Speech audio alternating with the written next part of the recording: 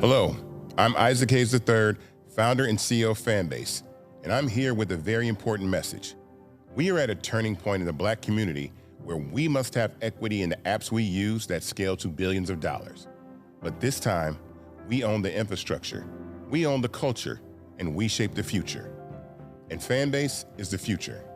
Fanbase combines the free functionality of Instagram, TikTok, and YouTube into an all-in-one platform built for the evolution of social media and monetization. With over 1.4 million users, that's real proof that we are shifting the conversation of tech ownership and equity for creators. So right now, I want you to go to startengine.com/fanbase and invest today. The minimum to invest is $399.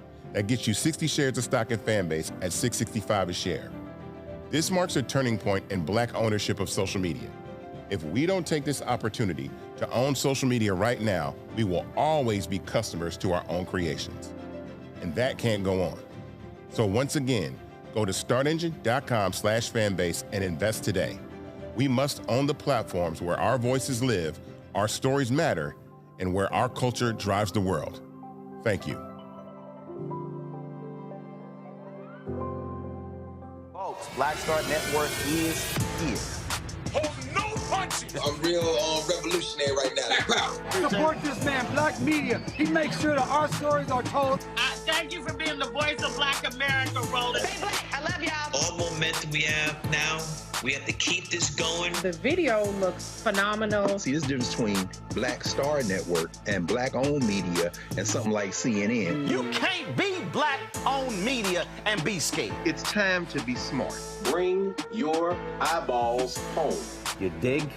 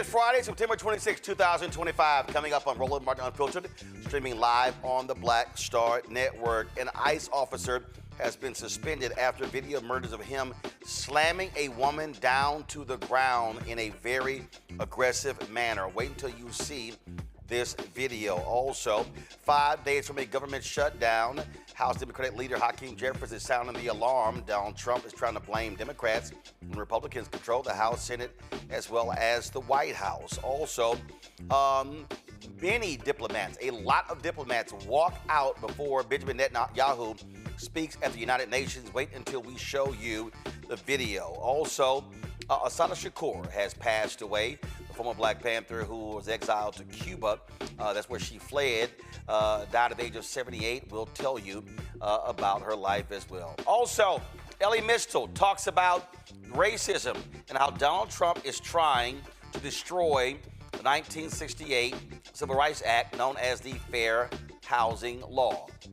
All of that next, right here. Roland Martin Unfiltered on the Black Star Network. It's time to bring the funk. Let's go. He's got it. Whatever the biz, he's on it. Whatever it is, he's got the scoop, the fact, the find. And when it breaks, he's right on time and it's rolling. Best believe he's knowing. Putting it down from sports to news to politics. With entertainment just for kicks, he's rolling. It's on go, roll, roll, y'all. It's Roland Martin, yeah. Rolling with Roland now. He's funk, he's fresh, he's real, the best, you know he's Roland Martin now.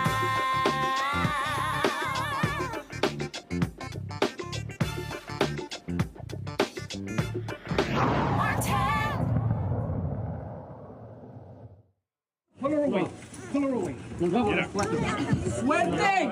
¡Suerte, señora!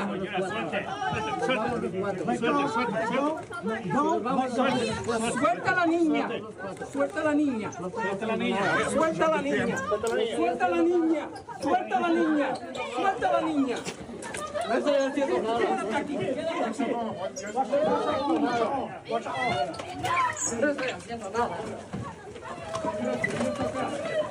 No estoy haciendo nada. No estoy haciendo nada. Adiós. Adiós. Adiós. Adiós. Come on, man.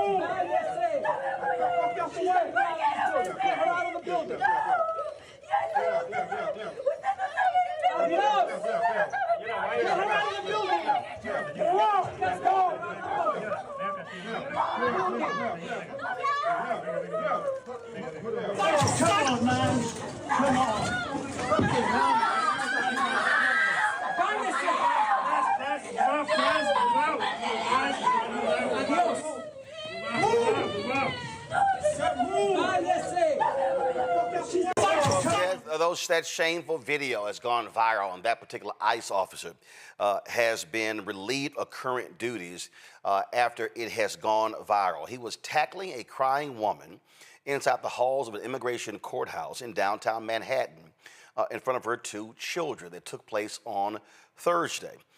It was at 26 Federal Plaza inside the headquarters for several federal law enforcement agencies in New York City. She was clinging to her husband along with a young girl, pleading for his release while masked officers hauled him away. After the officers pry the woman away from her husband, she yells in Spanish, "They don't care about anything." This is a statement released from Homeland Security Deputy Secretary Tricia McLaughlin. The officers' conduct in this video is unacceptable and beneath the men and women of ICE. Our ICE law enforcement officers are held to the highest professional standards, and this officer is being relieved of current duties as we conduct a full investigation. My panel is Michael Imhotep, host of the African History Network show out of Detroit, Matt Manning, civil rights attorney out of Corpus Christi, Texas, Drew Harris, Elon's founder and CEO of the Elon Group out of Montgomery County, Maryland. Matt, I want to start with you. Here's the deal. Donald Trump has empowered these thugs to do these type of things. We have seen the bullish and the bearish actions of ICE officers. We've seen how they have essentially attacked people. We've seen how throwing folks down to the ground, pulling guns out, storming into car washes. There's a car wash owner who was hospitalized, 79-year-old guy who's now suing them because injuries he sustained. And so it's no shock this happened because they have been allowed to do these things. So imagine the things that we have not seen that took place. This one was recorded. That's right. I mean, you would think that law enforcement officers, federal law enforcement officers, would know better than to engage in such conduct. And I think, this is, an oversight by the administration in terms of just fomenting this kind of cavalier conduct from federal agents. But unfortunately, I'll tell you, I just tried a case in June involving the U.S. Marshals where it was a similar kind of thing. I think for a long time they've been empowered to have this kind of conduct and to undertake these kinds of actions. I think the difference now, though, is they're under a much larger microscope, considering the administration and the administration's trying to round up brown people and non-white people throughout this country. Now, I think the one thing that is potentially positive here is that I think this is a circumstance where the government will actually have liability. But to that end, I think the federal judges are going to have to be the line of defense between lawlessness and some kind of recompense for this poor woman and other people who are in this circumstance. Because what that person in, I don't remember the state you mentioned, but the elderly gentleman probably filed is what's called a Federal Tort Claims Act case. And to make it very short, federal law enforcement officers can be liable if they commit one of 6 different torts, including assault, battery, and some other things that they can do. So I think this is a circumstance where if she files a lawsuit, she'll be in front of a federal judge, and he or she will decide whether, they believe this ICE agent committed assault. But it's good that you got it on video. It's good that it's very clear what happened. But it's sad that this administration has fomented this exact kind of tenor in this country, and that a federal agent would be empowered to do this kind of thing, despite the fact that they've got a bunch of witnesses, probably know they're being recorded, and I think there are reporters and photographers there. I mean, that's proof positive that this administration has let them off the leash. But here's the thing here, Drew. We've seen this. They know they can do whatever they want. And so the only reason this is a conversation is because, frankly, it's so many cameras there. I think also, to Roland, to your point, this is something that this administration has really, really fanned the flames.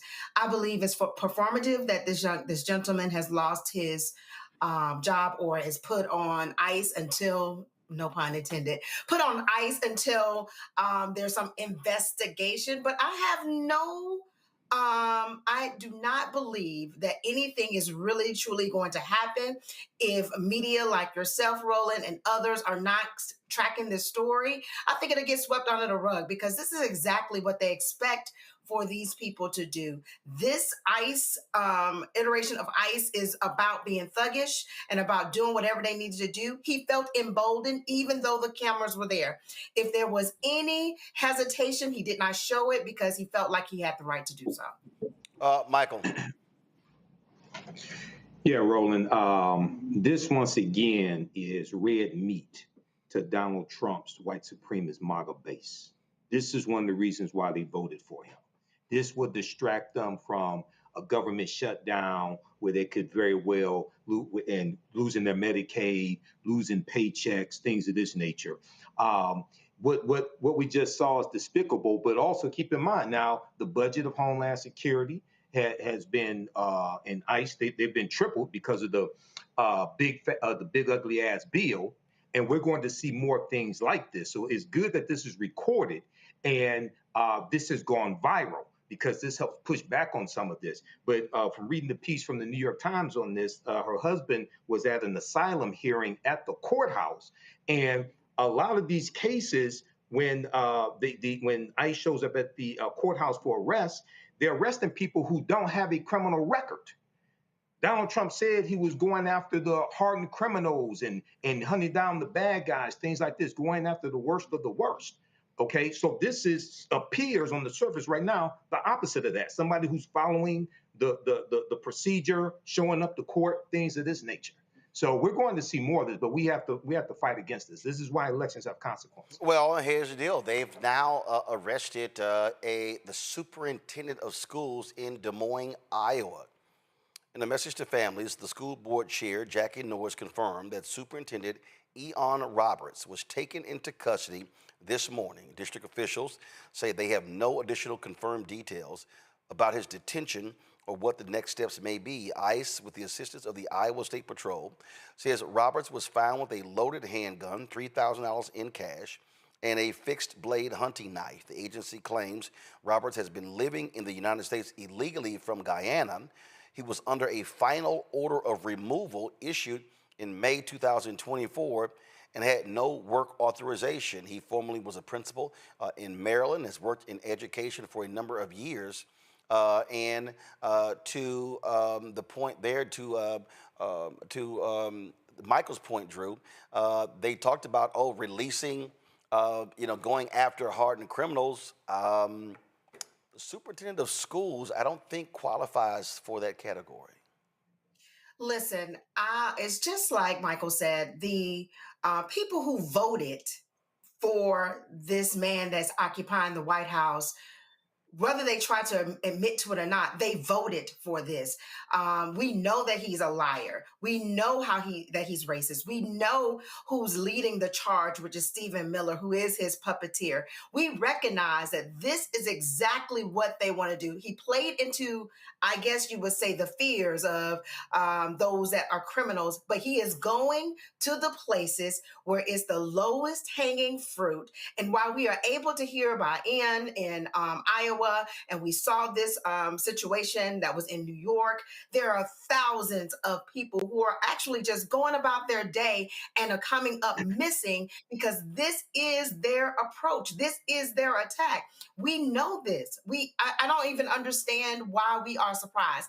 Yes, we need to use this to push back.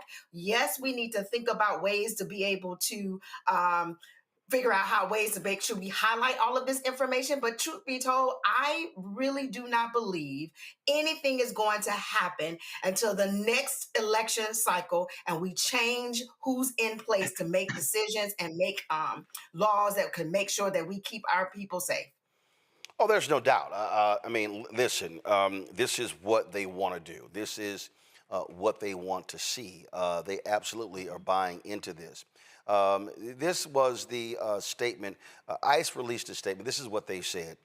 During a targeted enforcement operation on September 26, 2025, officers approached Roberts in his vehicle about identifying himself, but he sped away. Officers later discovered his vehicle abandoned near a wooded area. State Patrol assisted in locating the subject, and he was taken into ICE custody. Roberts has existing weapons possession charges from February 5th, 2020. Roberts entered the United States in 1999 on a student visa and was given a final order of removal by an immigration judge in May of 2024. The investigation into how Roberts acquired the handgun is being turned over to the ATF. It is a violation of federal law for those in the United States without legal status to possess a firearm and ammunition. And as I said, he was the superintendent of schools in Des Moines, Iowa.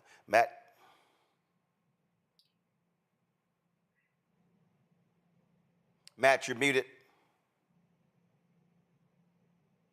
My apologies. I said I think Drew was 100% right in her commentary. The thing I am a little perplexed by, though, is one, if those charges are allegedly from 2024, then that's obviously the prior administration.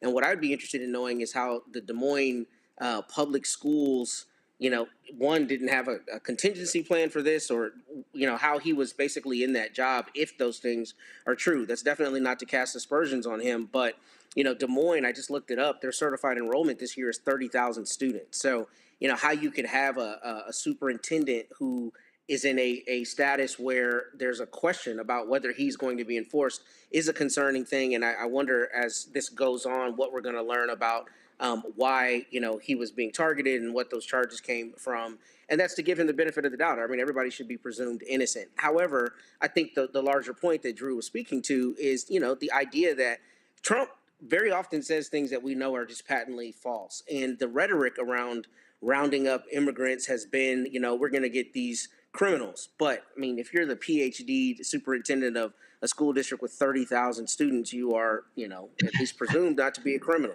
So I don't know how that happens, and I don't know how, if you are MAGA, how you jibe with what is being said, but what is true, and that is that they're rounding up people who are not known to be criminals, which is in direct contravention of what they're saying. But beyond that, I mean, I am interested in knowing more, because if there was an order of removal from last year, I think, we have to be truthful about the fact that that did not emanate from this administration, and I'm interested in the information around that, because I think that context is important. Michael? Yeah, Roland, I wasn't familiar with this case here. So we'll see how this turns out. It sounds like he was doing a good job here. He came in on a student visa.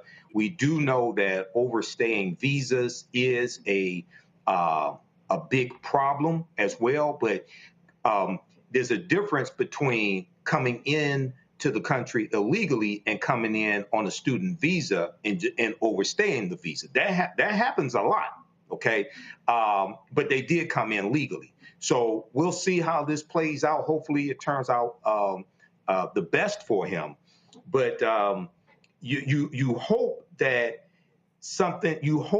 he gets some type of the benefit of the doubt, or that there's some other details that we don't know about that are in his favor, because it sounds like he was doing a really good job in his position also. Absolutely. All right, folks, got to go to break. We come back. We're going to talk with Congresswoman Marilyn Strickland of Washington State. Lots happening this week. Director of the Black Caucus Foundation Annual Legislative Conference. We got a shutdown that's looming 5 days away. All of that will break down. You're watching Roland Martin Unfiltered on the Black Star Network. In my book, The Power to Persist, I share 8 simple yet powerful habits, a blueprint for transforming obstacles into opportunities and pressure into purpose. Just as they fueled my rise from the South Side of Chicago to a national stage. And on the Power to Persist podcast,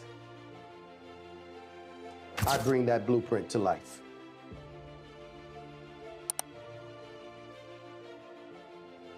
This week on the other side of change. Hurricane Katrina, 20 years later. Cannot believe that it's been more than 20 years since we saw Black people and Black communities across New Orleans and the South being failed by our government.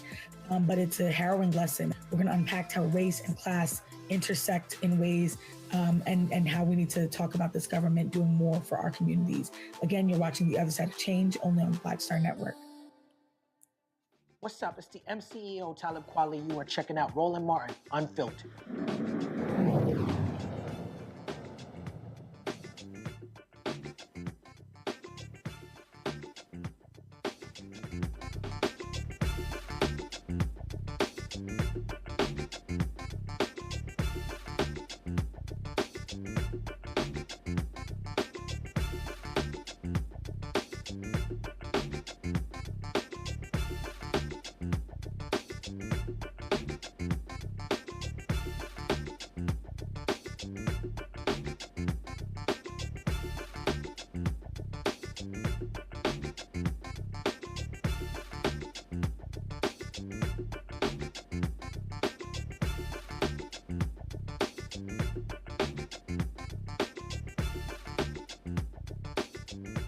Folks, we're 5 days away from a government shutdown. Donald Trump keeps saying it's Democrats' fault, saying they want health care for, quote, illegal aliens.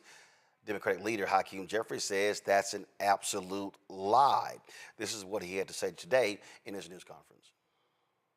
One of the reasons why our fight for the American people is so urgent right now is because over the next few weeks, tens of millions of Americans are going to get notices indicating their premiums, copays, and deductibles are increasing dramatically because of the Republican refusal to extend the tax credits connected to the Affordable Care Act. Was there politics in the idea that was an estimation? We're fighting for the health care of the American people, period, full stop. Our position has been very clear, 8 words. Cancel the cuts, lower the costs, save health care. And part of that fight relates to the Affordable Care Act. Part of that fight relates to dealing with the Republicans' cut to Medicaid, the largest cut to Medicaid in American history. Part of that fight relates to preventing a $536 billion cut to Medicare that will occur at the end of this year because of what Republicans did in the one big ugly bill if Congress doesn't act. Part of our fight relates to the fact that Republicans are closing hospitals, nursing homes, and community-based health clinics all across the country, including in rural America right now. And part of that fight also relates to the fact that Republicans have effectively shut down spending on medical research in the United States of America. People are going to die. Cures for cancer and other terminal illnesses that were within reach are now being abandoned. This is like an unprecedented Republican assault on the health care of the American people, and Democrats are standing on the side of the American people. Joining us right now is Congresswoman Marilyn Strickland from Washington State. Glad to have her on the show. Good to see you. This is what's amazing to me. How is it Democrats' fault if Republicans control the White House, the House, and the Senate? It's not the fault of the Democrats, Roland, and I remind people of three things. The Republicans control the White House, the U.S. Senate, and the U.S. House of Representatives. So if there is a government shutdown, it is all on them. As Leader Jeffries indicated in the clip that you just showed, this is about lowering costs, saving healthcare, and stopping the cuts. And 15 million people will lose access to healthcare. And it's not just happening in urban and suburban communities. Rural America, often the very people they represent will suffer from this. So the big ugly bill, the center of it has really been about healthcare. The Democrats are united and we are fighting against this. I saw something today, it was on Politico, where a Republican in the Senate said, why should Democrats negotiate on this if Russell Vought is going to just blow up the federal government in a deal anyway? And kind of makes sense. And so go through all of this just to have the Trump folks say, we're still going to do whatever the hell we want. Well, and I remind everyone too, Roland, they've already been doing whatever the hell they want. They've already been firing public servants and people who are doing everything they can to provide services. And so Mr. Vought can threaten all he wants, but I tell folks, they have already been making cuts. They are going to continue to make cuts. And it's really hard to trust them to stay true to their word. You know, I remember that when Joe Biden was president, Kevin McCarthy, the House Speaker at the time, Republican, actually went to the Oval Office and negotiated with President Biden. President Trump agreed to talk to Hakeem Jeffries and Chuck Schumer, and then, true to form, he got scared, he chickened out, and he backed out. So we had Ashley Etienne on yesterday. Long time, former aide to Speaker Nancy Pelosi. She also was communication director for Vice President Kamala Harris. And she said, listen, if Democrats don't negotiate, she said, then the question is, do they have the stomach for a shutdown? So the question is this here, what do y'all do? Y'all in a precarious situation. What do you do? Because you need 60 votes, obviously, in the United States Senate. And so what do you do when you have Trump who's blaming Democrats for everything? So I'd say a few things, Roland. You know, here's the question. Do you have the stomach for a shutdown, or do you have the stomach to let 15 million people get kicked off of healthcare, to have research canceled, to have people die? That's the choice we're making here. And so as we go through this process, and I will remind folks too, you know, the conversation about government shutdown seems to happen pretty frequently because we can't seem to get a budget passed.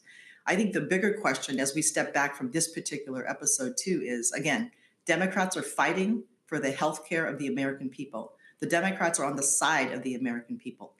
And at the same time, big picture, why do we lurch from this drama to every drama, which feels like every few months because the government might shut down? It's irresponsible. But right now, the responsible thing to do is for Donald Trump to say, okay, I'm willing to have a conversation. He's not willing to do that. Mike Johnson is not willing to do that.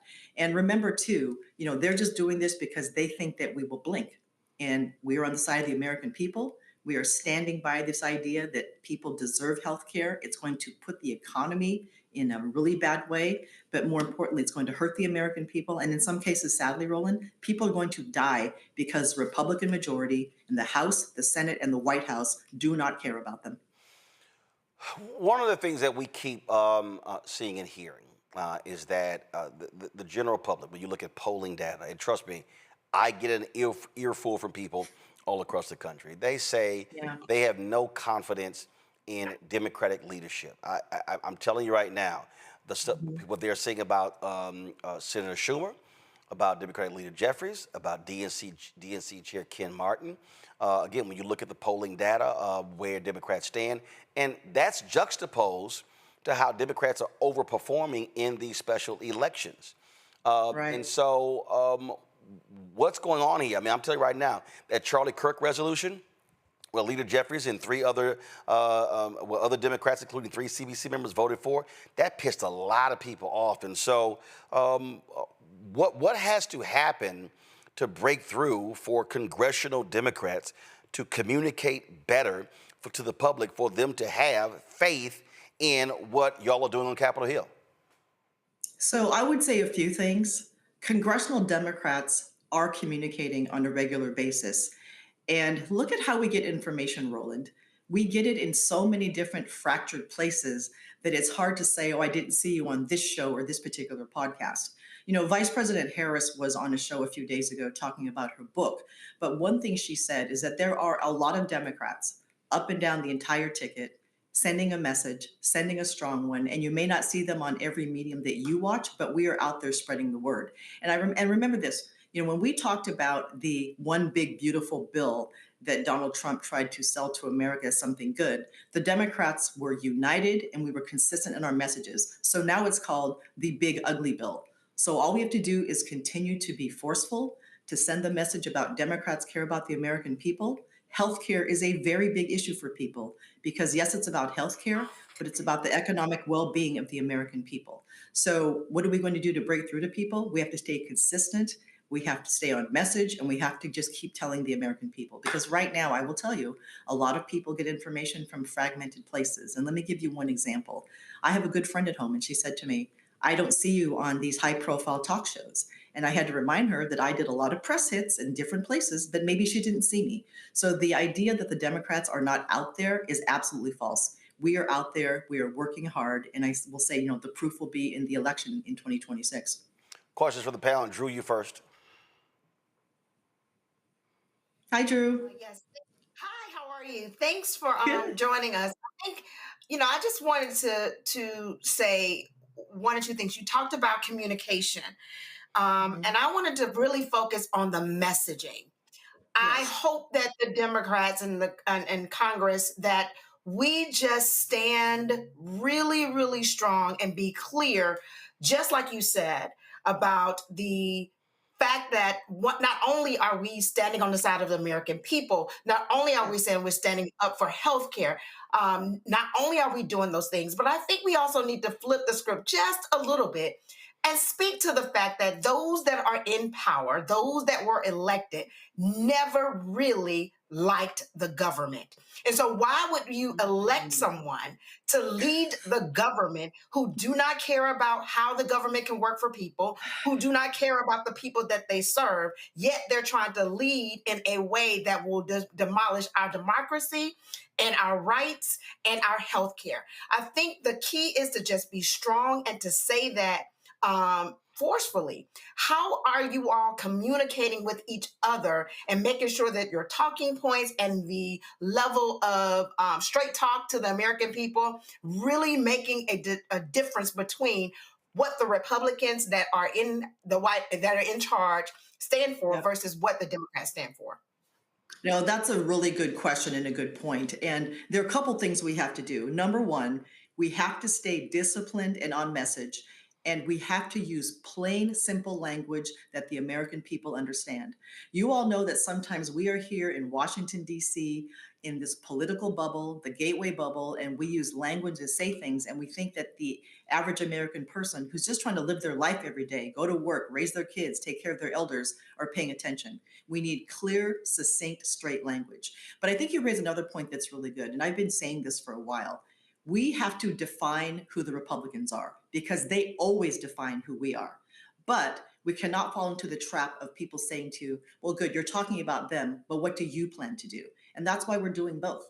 We're defining the GOP as the party that bends the knee to Trump, that does not care about the American people. And there's a clear contrast. Democrats are fighting for your health care and your economic well-being. The Republicans want to tear it down. And I sometimes, I serve on 2 committees that have a lot of bipartisan support, but there are times when I hear colleagues across the aisle talk about how they hate government. Everything's bad. They want to tear it down. And I want to ask the question you asked. If you hate government so much, then why did you run for office? Anytime we do anything, we should want to make it better. No disagreement there. But they want to burn down our institutions. They want to create a climate of mistrust. And that's everything. Government, the media, all of our institutions. They want to tear them down so that people don't trust them. And when people have mistrust, they're easily led to do the wrong thing. And anything, for example, like an election can be questioned. So you're absolutely 100% correct. We have to define them clearly and succinctly. And again, contrast that with the fact that the Democrats are fighting for the American people. We are fighting for your health care, and we're fighting for democracy and your economic well-being. Michael.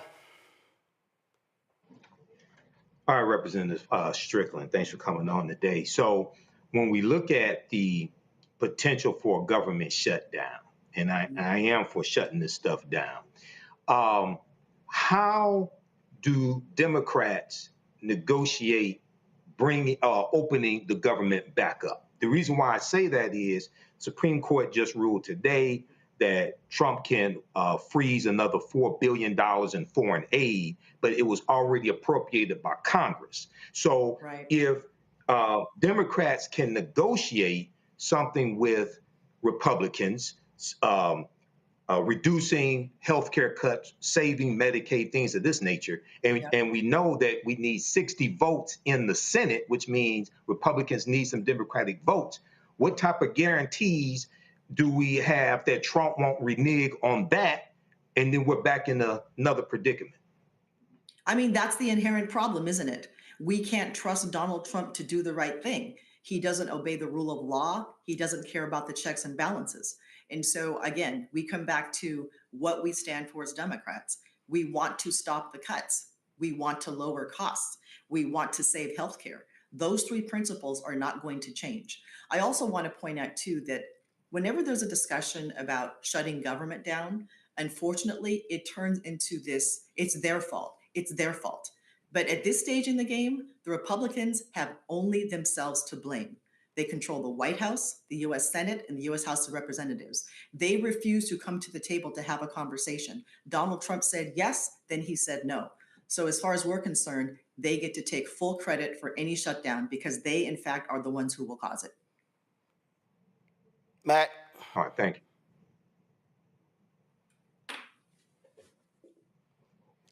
Matt, you keep hitting your mute button, bruh. It's not that hard. Even for a Longhorn supporter. Dang. Of course, I should have known there was going to be a low blow there, unnecessary. It's the second time you've done it in 30 minutes. In any event, Congresswoman, I'm focused on the task at hand. Well, I'm glad you hit that button so we can hear your question. You got it. My question is this. What are you hearing in your office from your constituents? What are your compatriots hearing from their constituents about the willingness to let this be shut down as compared to the concern about the premiums? And the reason I ask is I think Roland said at the top of the segment, I think there's a sentiment out there that a lot of people believe Democrats are just feckless. You're weak, right? So to me, it's clearly attributed to the Republicans, but I would suspect there's a concern about it being attributed to y'all because that's what they're going to do is spin it and say it's your fault. So what are constituents telling you, and what are you hearing from your fellow reps from their constituents about their concern about that?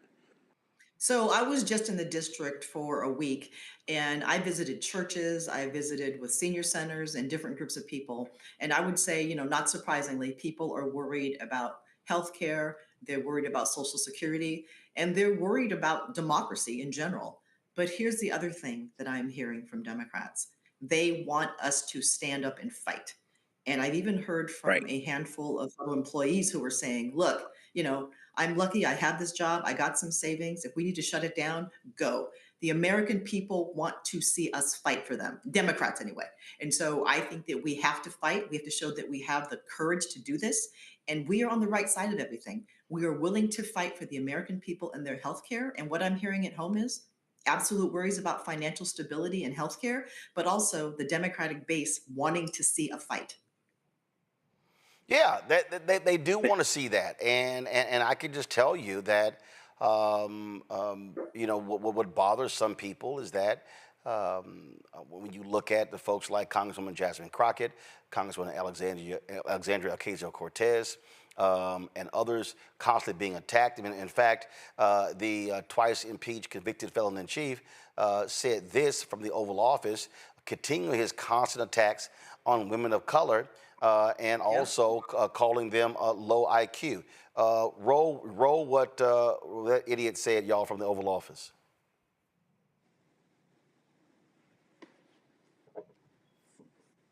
All right, it's the clip. It's the clip from the Oval Office where he was. The question was asked about Congresswoman Jasmine Crockett and Congresswoman Ilhan Omar.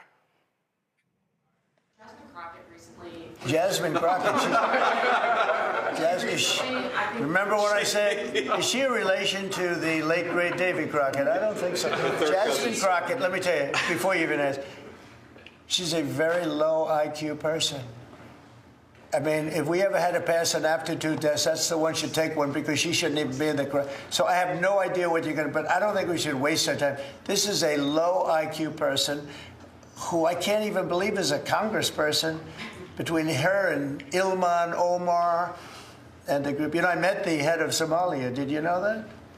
And I suggested that maybe he'd like to take her back, and he didn't want her. He said, "I don't want her." Okay, what else? Go ahead. You want? Let's hear what Crockett said. Go ahead. She compared ICE raids to slave patrol. I want to ask you. To slave? To slave patrol. I want to ask you if you think that there should be consequences for members of Congress who make these types of comparisons or use this language. Well, I think she's gone over the line.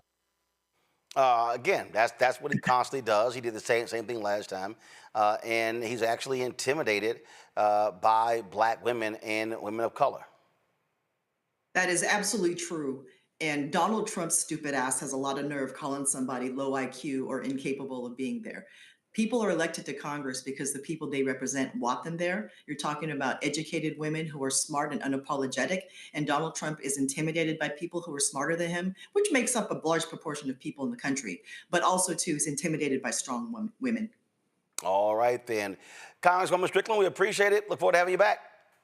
Thank you so much for having me, Roland. Nice to see you again. Likewise. Thanks a lot. Folks, got to go to a break. When we come back, lots to talk about, including the passing of Assata Shakur, some other stuff we want to deal with. Earlier this week, Chicago Mayor Brandon Johnson, man, he went off talking about the things that they were doing and setting some folks straight in Chicago. And so I'm going to play that for you as well.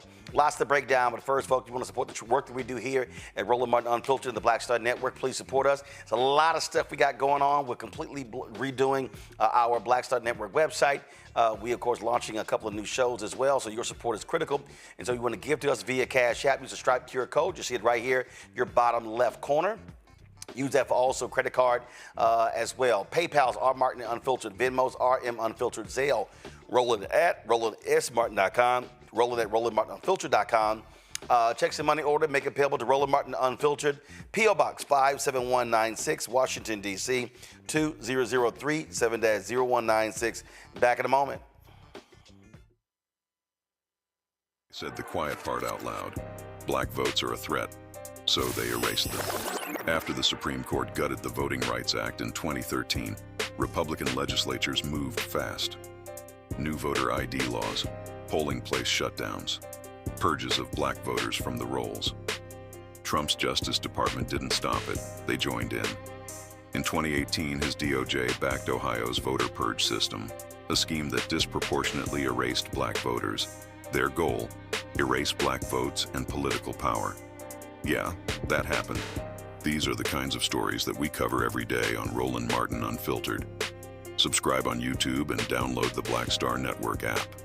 Support fact-based independent journalism that centers African Americans and the issues that matter to our community.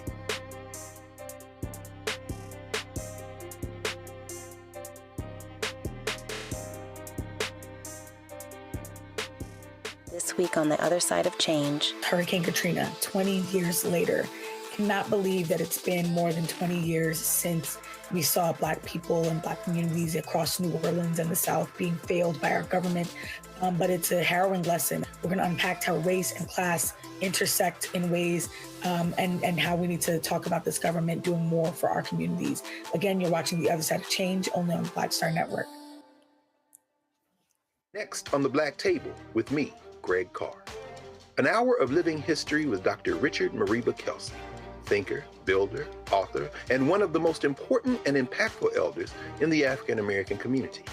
He reflects on his full and rich life and shares his incomparable wisdom about our past, present, and future. African genius is saying that my uncle was a genius, my brother was a genius, my neighbor was a genius. I think we ought to drill that in ourselves and move ahead rather than believing that I got it. That's next on the Black Table, here on the Black Star Network. Hi, I'm Swing Cash, Basketball Hall of Famer, and you're watching Roland Martin Unfiltered.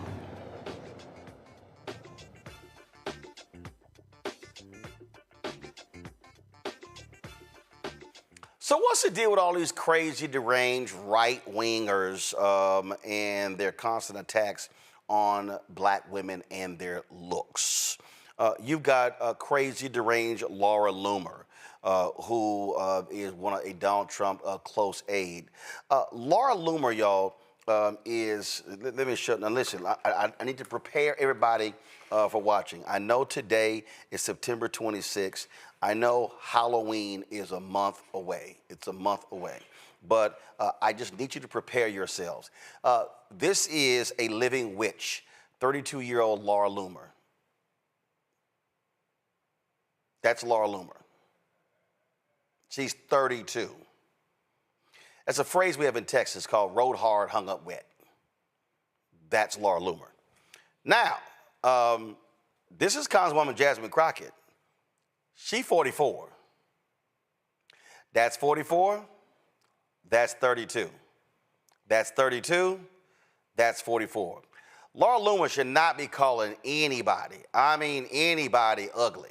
I'm just saying. Well, Congressional Black Caucus is happening this week, CBCF ALC, and at one of these forums, Congresswoman Crockett, she had a few words to say. I know that some may think that I am, younger than I am. But just so y'all know, I am 12 years older than Laura Loomer.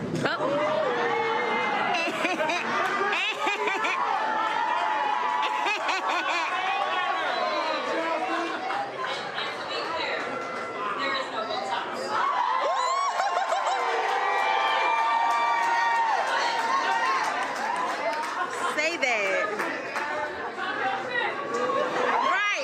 Right. Crockett said, yeah. Trashing her, calling her ghetto, all this sort of stuff like that. Come on, pull it up. It hurts my heart that we have ghetto Black bitches who hate America serving in Congress. And so, but this is who Loomer is. I mean, she's always putting this stuff out there. She's always trashing people. But it's also that skinny, no hip, no butt white woman, Megyn Kelly, who did the exact same thing. And so Megyn Kelly out there trashing, dogging folks. And so she was critical of Jemele Hill. And all that sort of stuff like that. And Jemele, of course, responded. And so, again, this is what you have going on. So Megyn Kelly, matter of fact, your friend. Let me see this here. I think this was, somebody posted this. Okay, I think, all right, so just watch this. Again, this is the stupid stuff you see going on. Go ahead. A coat of mascara would be your friend. I'm just going to tell this to you, woman to woman on television. You need a little work, and you should have them back off the camera a little bit because you are not attractive enough to have that extreme close-up. Push away your laptop, Jemele, and add a filter or two. Honestly, like, we actually don't use any on this show because I do put on makeup so I look presentable, but you need work because you can't both be ugly on the outside and the inside. You need to choose one, okay?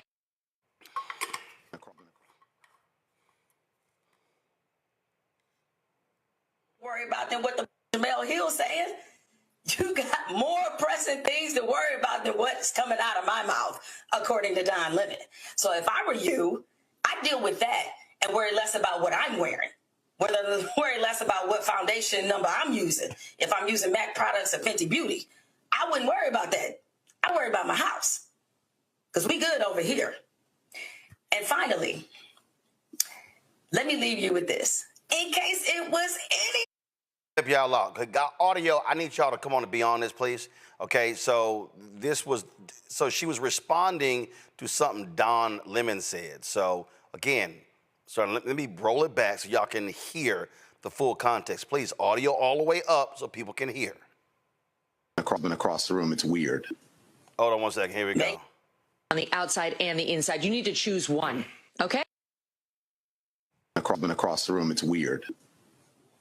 Megan, you. So what happened with that was Don Lemon said that there was some event and Megyn Kelly's husband kept looking at Don Lemon's husband across the room. That's what he said there. Okay, let me play the rest. Got more press. All right, so Jamel just went off on her. Drew, but here's what's crazy. Okay, again, Megyn Kelly, stop it. Okay, boo. You look, the people who like you, baby, you waste up. So just stop. Just stop. You ain't attractive. You ain't got all of it. See, but this is what they do. So Trump wants to diminish the intellect of black women. And then you have these white women, Megyn Kelly, Laura Loomer, others, who want to now detract and criticize the looks of black women. It's all about denigrating black women. The same way the Republicans wanted to, Michelle Obama, she looks like an ape, all that sort of stuff. That's them. That's what they do. So they don't want to have a substantive conversation, and it's childish and it's petty, and this is why Megyn Kelly is a disgraceful little mean girl. And see, this is why she thinks Santa was white. This is why she didn't understand blackface. Because again, these are the people, that's what they do. They don't want to have a substantive conversation. And I'm sorry, okay, Congresswoman Jasmine Crockett is a lawyer. Megyn, I guess she's a lawyer. They claim she's a lawyer, and I guess she failed at being a lawyer because she went into television.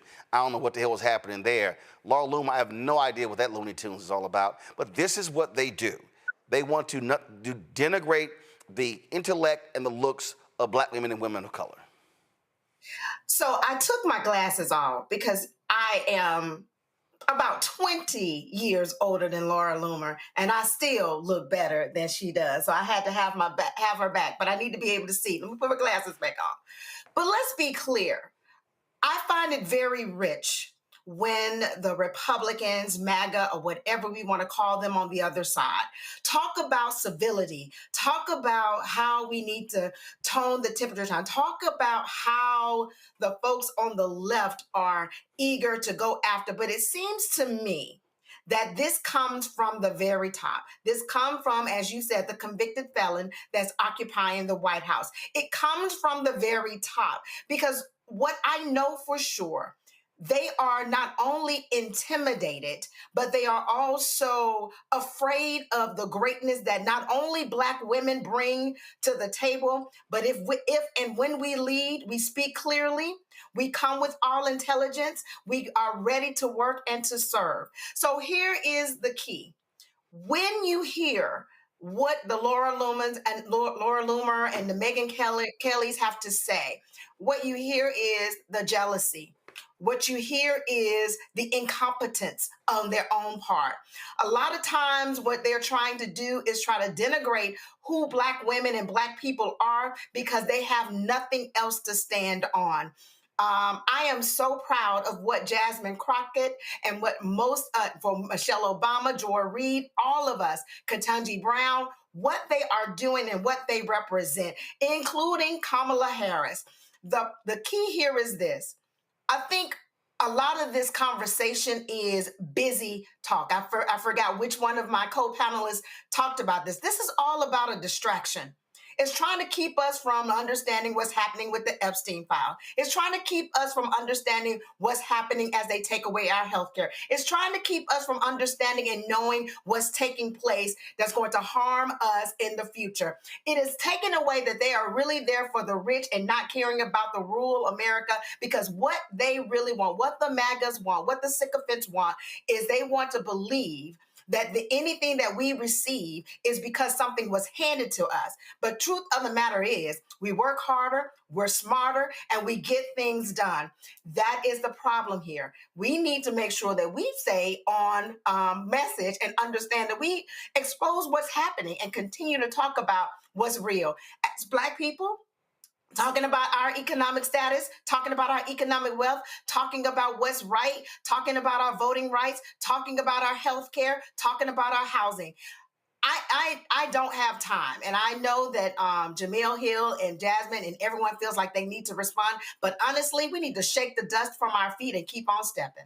But here's the reality, Matt, and I was talking to a couple of Republicans about this here. The Republicans actually are scared of Jasmine Crockett. Literally. The reason they cannot, the quote was, my side hates Jasmine Crockett because she's effective. And see, you have to return fire with fire. You have to, so it's like Trump. You want to give nicknames, you want to sit here and do this here, guess what? You got to hit him back with the exact same thing. And so, I'm like straight. Jamel had all the smoke for Megyn Kelly, and I'm like, I was down with it 100%. This is what you have to do to say, hey, y'all want to swing? Let's swing. Well, you're right. I just want to say I noticed that I think the control room was playing a video and the audio wasn't up, so it sounds like there are muting issues all around tonight. No. You the king of muting issues, so you don't want to keep bringing that up. I just heard you asking for audio, which means it was muted. No. Actually, that's not what actually. Here's the thing. No, that's not what actually what happened. No, first of all, let's be factual here. We're playing the video. Do what you need. Video. No. The video was playing, and then when the video, there were 2 videos on there on that Twitter feed, and one stopped and one started. So when one stopped, audio pulled it down. All right. So, but your ass. Okay. The king of mute. But you might want to go on before you get cut. You ready, Roland? You ready? All right. I've been ready. Let's go ahead and move. You the one brought your problems back up.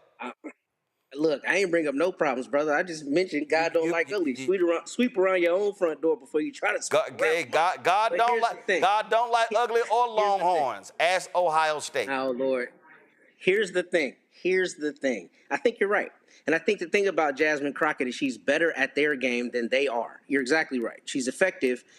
She's sophisticated. She's brilliant, but she's very good at the sound bites. And I'll tell you, I think we live sometimes or all the time now in a very unserious world. I think we should be, repulsed by the fact that a lot of our politicians are always seeking sound bites. However, I think strategically right now it's necessary to have somebody who's an effective communicator for the pushback. And Jasmine Crockett is the exemplar of that. So, yes, you're exactly right. They are afraid. But I actually want to address a different element of this that I haven't heard addressed yet. You know what really especially bothers me about the Laura Loomer comments is the fact that white people love to cosplay with anything Black or what they think is urban or hip hop all the time until they need to reclaim whiteness because they think that gives them some superiority. That isn't every white person, of course, but we see that all the time. You look at, Russell Simmons' comments from years ago about 70% of hip hop being bought by white people. Anecdotally, that is true.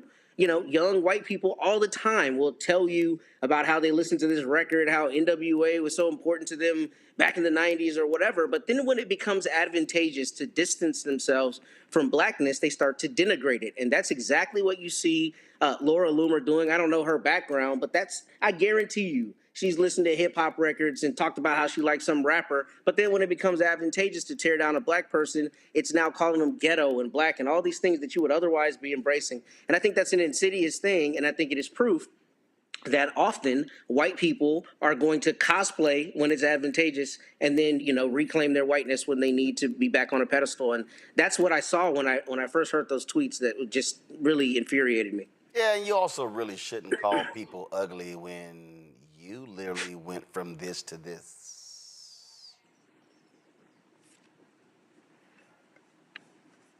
Like I warned people, Michael, I gave them a trigger warning. Yeah. Wow. Wow. Well, maybe, maybe she's dressing up for Halloween early. I don't know. But only in this crazy administration with Laura Loomis. Somebody posted this here. My little granddaughter just won't take off her Laura Loomer costume. Isn't she precious? Okay, that was funny. I got to admit that was funny. Michael, go ahead. People should look in the mirror first before they call somebody ugly. But to Matt's point, yes, you have Republicans, many of them who fear Jasmine Crockett. Jasmine Crockett is brilliant. She looks younger than she is. We know white women don't age very well. I'm gonna go ahead and say it. It just we know a lot of times they don't. That's just the truth. That's just the truth. But also, this is the same antipathy that Charlie Kirk had for black women as well.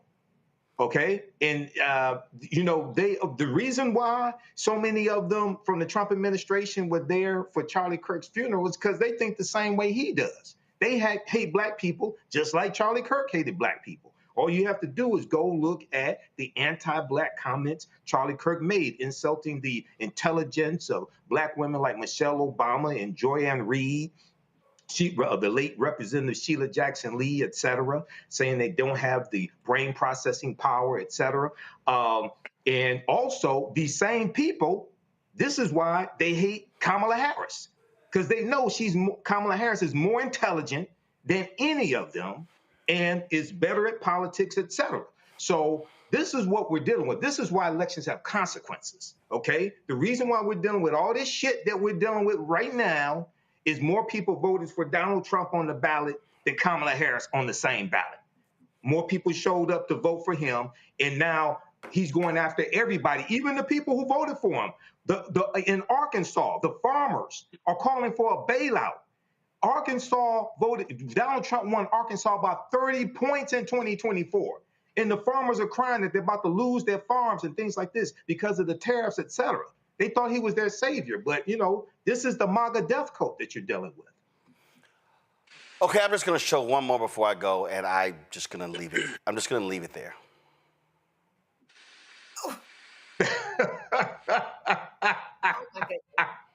Oh my God! Oh my God! That's oh, what happened? Poor thing. Bless our heart. I'm just going to go to break on that one. I'll be back.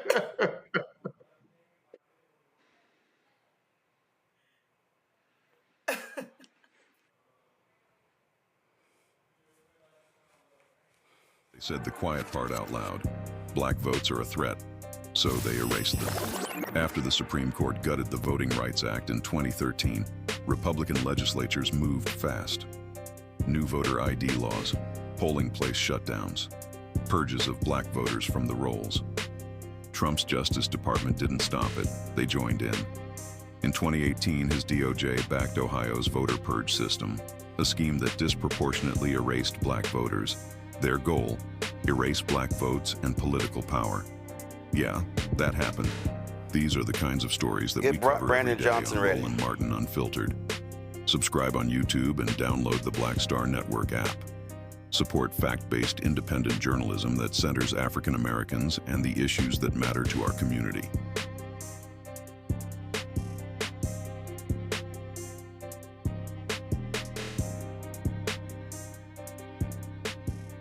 In my book, The Power to Persist, I share 8 simple yet powerful habits, a blueprint for transforming obstacles into opportunities and pressure into purpose.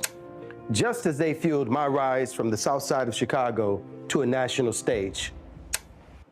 And on the Power to Persist podcast,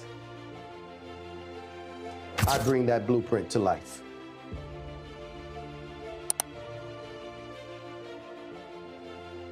Hey, I'm Malcolm Lee, and you're watching Roland Martin Unfiltered.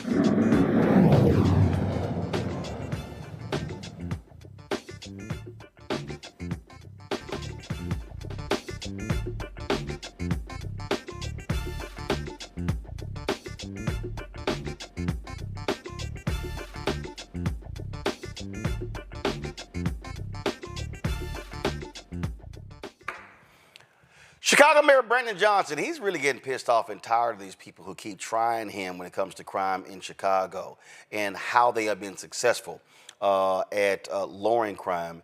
And when I say he went off last week on some folks, he went off, and you know what? He should have. Okay, let me just start with this. How about this? In 1974, there were 970 murders. Okay, 1995, there were 828 murders.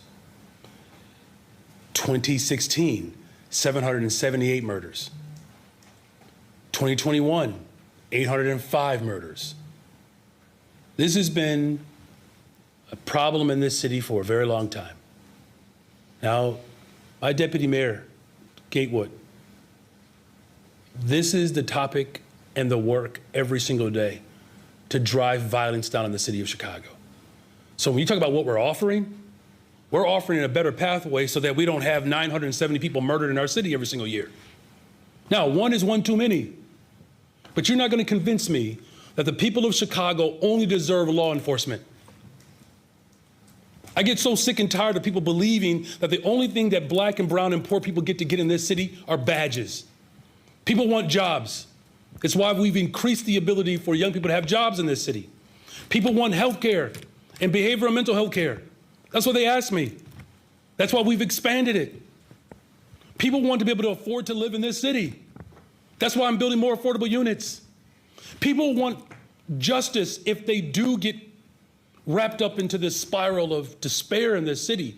It's why we're actually solving cases, whether it's CVI workers, making sure that we're avoiding retaliation in this city. I get so sick and tired of people in this country and in this city that believes that the only thing that you can offer black people and poor people is jails, incarceration, and police officers. Dr. King said this right here in Chicago, the National Conference on New Politics. What did he say? He said, militarism is a sickness. I am trying to eradicate the sickness from this city and from this country. But people To offer, no, listen, Mark, I get to answer my question now. You've asked it. But people, No, Mark, I'm answering my questions. Of course they are, but you're not going to be able to avoid that if we don't do the things that actually work. We are not split on this issue. The fact of the matter is, no one has asked me to send federal troops into this city to make it safe. It has never come up. It never came up during the campaign. It's never come up in the first 2 years. The fact of the matter is, we are driving violence down on this city, and we're using every single resource that's available to us.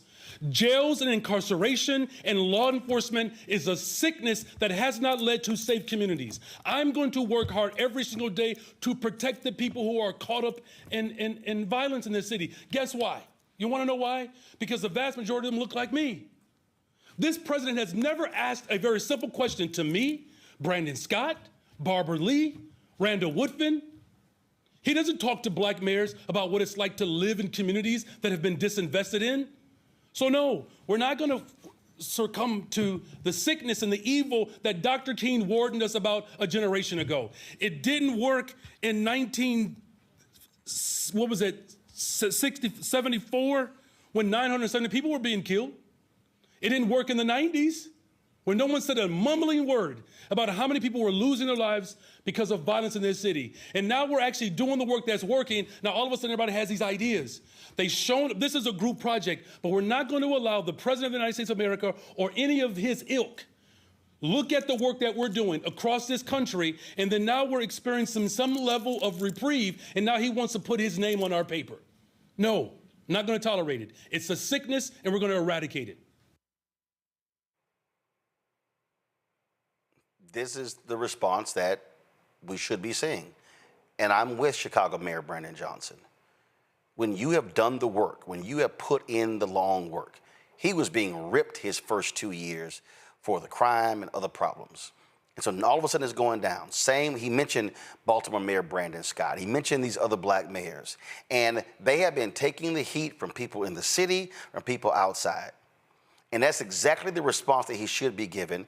And so the reality, Michael, when these reporters ask these questions, I ain't got no problem with him going off on them, because what they're doing is working, and to act like it's not it's also a shame, because if you're going to criticize somebody when things are bad, well, you damn well better give them the credit when things are getting better.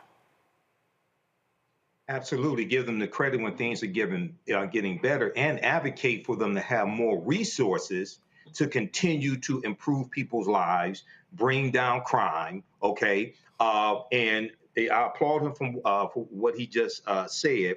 Also, I encourage people to look at his press conference from September 2nd, 2025, because he talked about how also the Trump administration, the president's budget bill, the big ass ugly bill, cut $468 million from alcohol, tobacco, and firearms, ATF. And we know the ATF was working along with local law enforcement there in Chicago to track down illegal guns.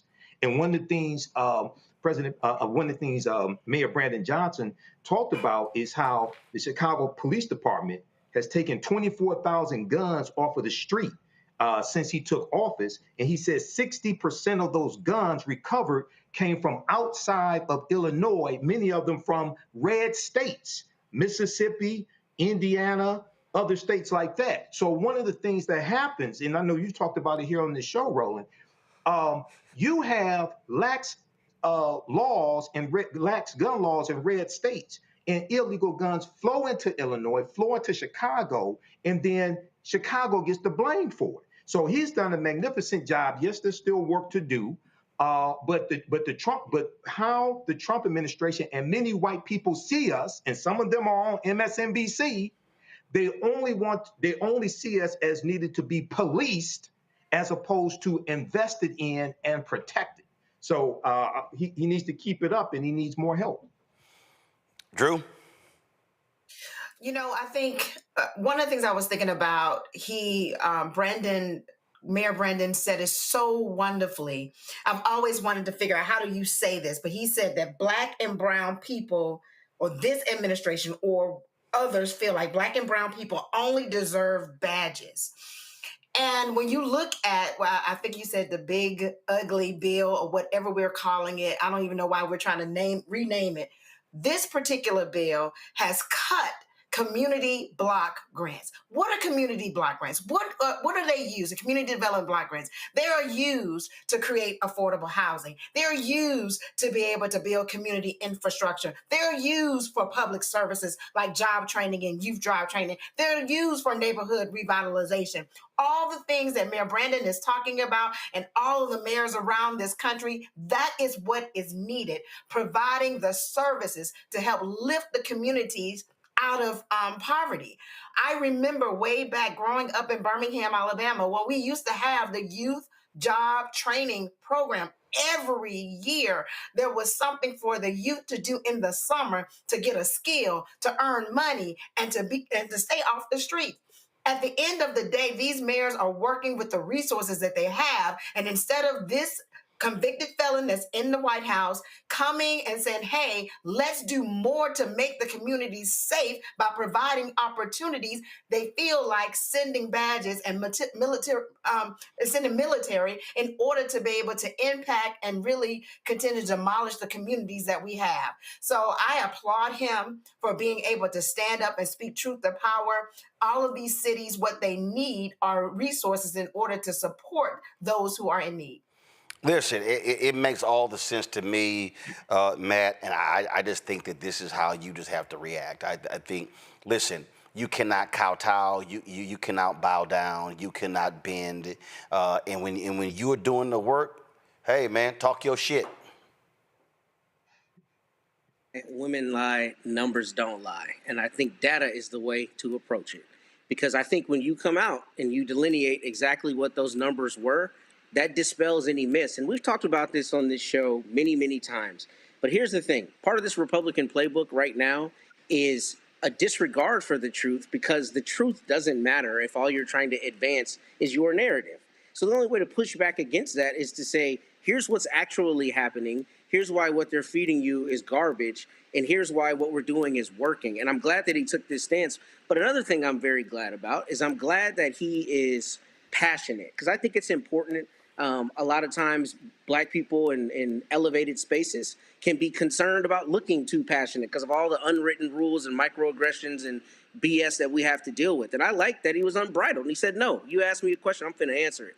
I think that's important because I think what we're seeing is patent dishonesty. And I think we're seeing, you know, an administration, the Trump administration, and Republicans around the country who are echoing the same kind of sentiments, who are just saying things that are patently false and easily disproven.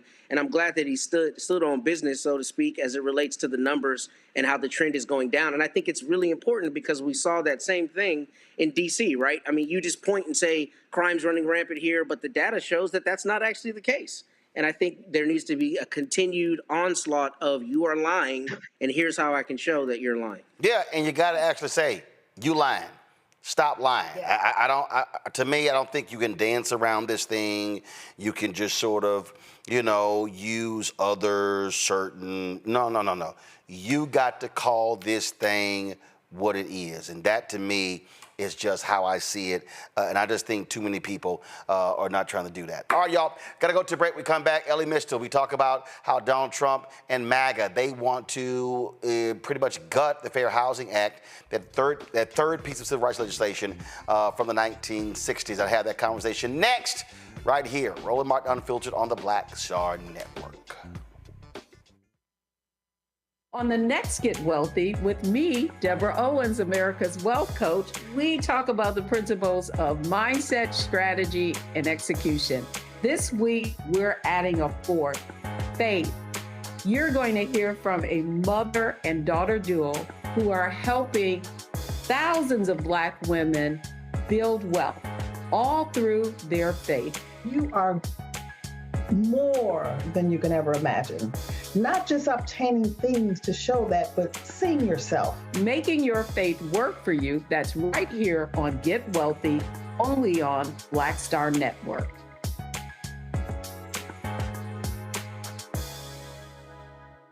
Next on the Black Table with me, Greg Carr. An hour of living history with Dr. Richard Mariba Kelsey, thinker, builder, author, and one of the most important and impactful elders in the African American community. He reflects on his full and rich life and shares his incomparable wisdom about our past, present, and future. African genius is saying that my uncle was a genius, my brother was a genius, my neighbor was a genius. I think we ought to drill that in ourselves and move ahead rather than believing that I got it. That's next on the Black Table, here on the Black Star Network. Lil Thompson with winwithblackmen.org. You're watching Roland Martin Unfiltered.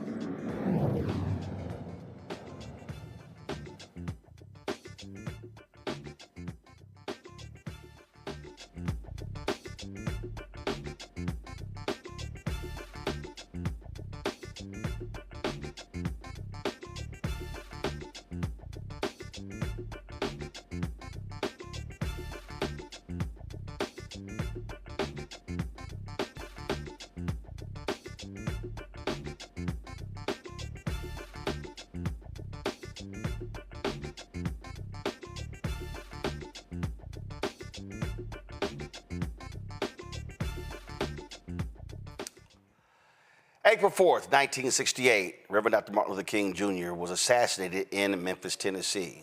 The next day, President Lyndon Baines Johnson sent a letter to the House saying it is time that they pass the bill Dr. King gave his life for. What many people don't understand is that the Fair Housing Act, or the Civil Rights Act of 1968, is often the least talked about of the three civil rights bills that were signed in the 1960s. The Civil Rights Act of 1964, the Voting Rights Act of 1965, and the Fair Housing Act of 1968. Now, after those first two bills were passed, what happened was Republicans and Democrats in the North, they joined forces. Republicans, they joined force with those Southern Democrats in the South because they didn't want Black people living in their neighborhoods. They said, okay, fine, public accommodation, we're good. Voting, we're good. We ain't trying to have y'all live in our neighborhoods. So you know what happened? That was a filibuster in the United States Senate. It was Black Republican Edward Brooke from Massachusetts who actually led the effort to stop the filibuster in the United States Senate. But it was still being upheld in the House. So after Dr. King was killed, LBJ said it's time to pass this bill. 9 days later, it was signed into law. This is what LBJ said in 1968. Even while President Johnson talked to Chancellor Klaus about America's responsibility in a time of crisis and challenge, word came from Capitol Hill that Congress had passed and sent to the White House the Civil Rights Act of 1968. Included in the measure was a landmark open housing bill, which, when fully effective, would forbid discrimination in approximately 80% of all housing offered for rent or for sale in the United States.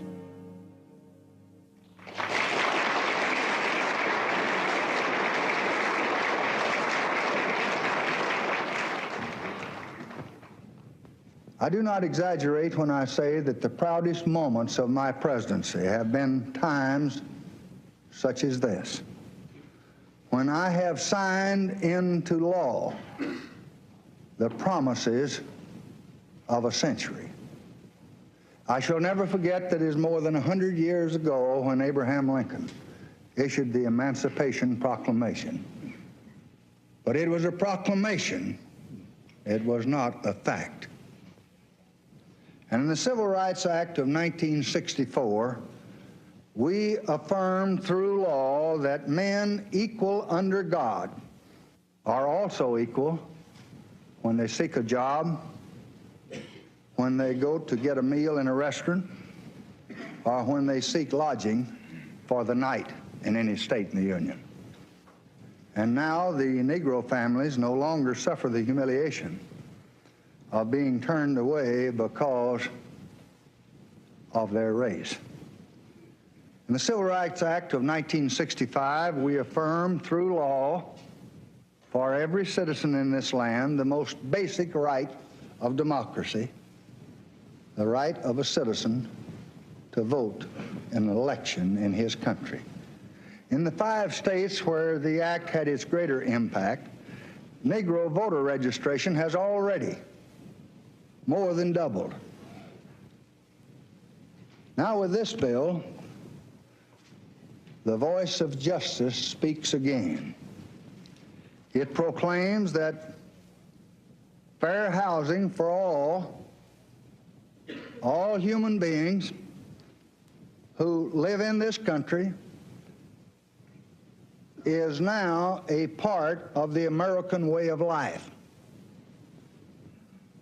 We all know that the roots of injustice run deep, but violence cannot redress a solitary wrong or remedy a single unfairness. And we just must put our shoulders together and put a stop to both. The time is here. Action must be now.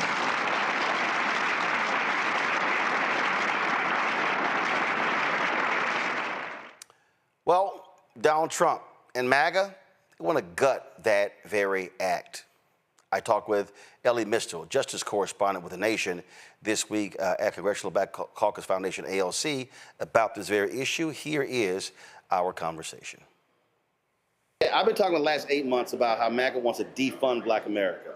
They're going after every single infrastructure in Black America. The downfall of America began with the Civil Rights Act. Charlie Kirk often talked about, how it was a massive mistake. So folks need to understand what's at play here. They want to get rid of civil rights protections. It's a three-legged stool, right? It's a three-legged stool to build social, racial, and economic equality in this country. And the 3 pillars are the 64 Civil Rights Act, the Voting Rights Act of 65, and the Fair Housing Act of 1968. And Fair Housing Act, it's less heralded, less people know about it, fewer people talk about it. It's not even called the Civil Rights Act of 1968, right. It's called the Fair Housing Act. It is one of the 3 most important pieces of legislation that's ever passed. Why? Because keeping Black people from living where we want to live is the foundation of every system of racial oppression ever invented. Go think about the word apartheid. What does that actually mean? It means setting apart. The first law of apartheid is that you can't live around white people, right? The first law of American white oppression is that you can't live around white people, right? That you have to keep the races separated. So when so one of the reasons why the Fair Housing Act is so important is because there was no such thing as desegregation. There was no such thing as equality, racial or social, if you don't have fair, equal access to housing rights, and that is the thing that Trump has been quietly, it turns out, taking away. Now, I was surprised about this because I know I don't know how many of your listeners know. I know you know. Trump and his slumlord daddy got sued for violating the Fair Housing Act in 1973. They got sued. They had settled the DOJ. They admitted no guilt. You know how Trump does these things. But this is what they got sued for. So I thought that, now that he has all this power on, these white supremacists are bending to as well, that would be the first kind of frontal attack on this law that got him sued. He hasn't done it frontally. He hasn't done it loudly. He hasn't done it the usual Trump way. He's been doing it quietly under the scenes, behind the scenes, but there was an explosive report from the New York Times that shows that the staff of the HUD, of Housing and Urban Development, that have been reduced by 65%. The lawyers whose job it is to investigate housing discrimination and sue slumlords like Donald Trump's father, they have been reduced from 22 lawyers to 6. Well, and here's the issue we're dealing with, Ellie. You got a black HUD secretary. You know how Democrats always like to make the Department of Defense like the place to rehire a Republican? Republicans always like to make HUD the place where they hire one black vote. They had Ben Carson running the HUD department. Ben Carson, who was a doctor, right, was running HUD. Are you kidding me? Because it's the black job for them. But this black HUD secretary, he's no better than any of the white supremacists in the administration. He is willing to undermine and destroy the Fair Housing Act. The HUD usually issues 35 challenges over housing discrimination a year. So far in the Trump administration has been 4. So I had ProPublica, they had a report, and I had them on the show, where there was a case out of Texas where they had the evidence that these white folks in this HOA discriminate against black people. What does Trump do? They drop the case. Absolutely, and that's what they've been doing. The head of the deputy undersecretary, the person at the Department of Justice who's supposed to be making these suits, he wrote 2 memos, and in one of the memos he said that he wasn't going to pursue tenuous theories of racial discrimination anymore. One of those tenuous theories that he highlighted was racial discrimination in housing appraisal. Now, Roland, you own your home, I own my home. If you were talking to a black person who owned their home, who was about to sell it, what's the first thing you would say? Do not let a white appraiser appraise your home. It's the first thing you would tell them. And if it's going to be a white appraiser, you'd be like, and if it's going to be white, then have a white family, take down all your black art, make sure a white family is standing in for you, because we know that white people will undervalue our homes. And again, that's just not like word of mouth talking. Right. The Brookings Institute did a study on this. They found that black-owned homes in black neighborhoods were undervalued by 20%. Right. And this costs, and this goes to your point about the economic attack on our community from this administration. Racist home appraisals alone cost our community $162 billion. And that's from the Brookings Institute. I'm not doing the math. But it's not even just the Brookings Institute. That was a major piece under Biden-Harris. And I remember when I was on Patrick Bet-David's podcast, and I raised that issue. And then he was like, well, what are you talking about? I said, what are you talking about? I said, they studied 47 million transactions, and looked at the census tract, they compared it, and they showed similar census tracts, similar deals, black homeowners being discriminated against. And so the Biden folks mandated training, things along those lines. And so Trump comes in and okay, screw all that. They also mandated protections for LGBTQ plus people from housing discrimination, because again, if there's any community that's been discriminated in housing as much or nearly as much as black people, it's been gay people, historically speaking. And so Biden-Harris added protections for the LGBTQ community, which again, Trump's, this guy at HUD, they've taken those away as well. And again, what I keep trying to lay out to our people, this has an economic impact on us. And so this is not just some thing.